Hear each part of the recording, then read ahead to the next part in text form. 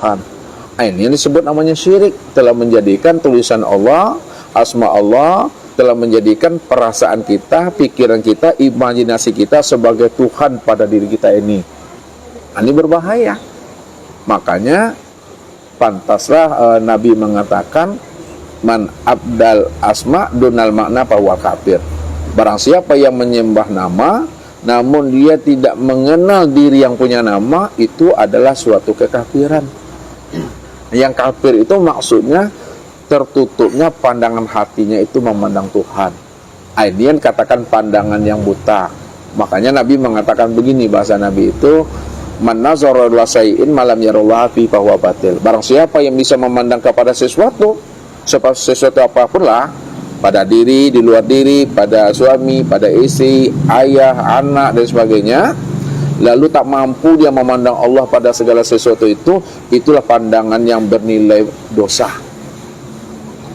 Nilai dosa itu maksudnya pandangan yang tidak bernilai ibadah, tidak memberi faedah dan manfaat buat dirinya. Jadi berapa tahun umurnya hidup di dunia ini, sekian tahun pula lah dia berdosa itu. Kalau Allah sudah mengatakan berdosa, itu tandanya dirinya najis. Najis yang dikatakan Allah itu yang mana? Najis itu ada najis zahir, ada najis yang batin. Kalau najis zahir bisa dicuci dengan air yang ada di keran kita, keran masjid di rumah kita, dengan air sumur, air sungai, karena dia nampak. Itu najis yang zahir. Tapi kalau najis batin, 7 samudera kita membersihkan najis batin itu tak pernah dia bersih. Nah sekarang yang dikatakan najis yang batin itu yang mana? Itu yang disebut namanya keakuan diri. Ketika kita tidak menyaksikan Allah, ketika kita belum mengenal Allah, maka diri kita itu dikatakan najis. Innamal musyrikuna najasun. Sesungguhnya orang musyrik itu najis, karena dia tidak mengenal aku. Kalau dia tidak mengenal aku, berarti dia sudah merampok hak aku.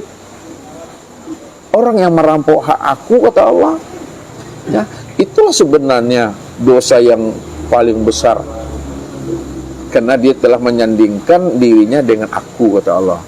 Padahal dirinya itu ada karena aku, sedangkan aku ada dengan sendirinya. Jangan kita itu merasa ada pula diri kita di hadapan Allah. Inilah yang dikatakan namanya najis batin itu.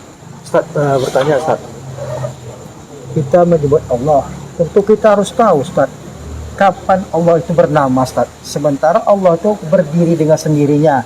Kan kita ini dari dulu, berarti kalau setelah Ustaz menjelaskan, kita ini kan tidak pernah ada.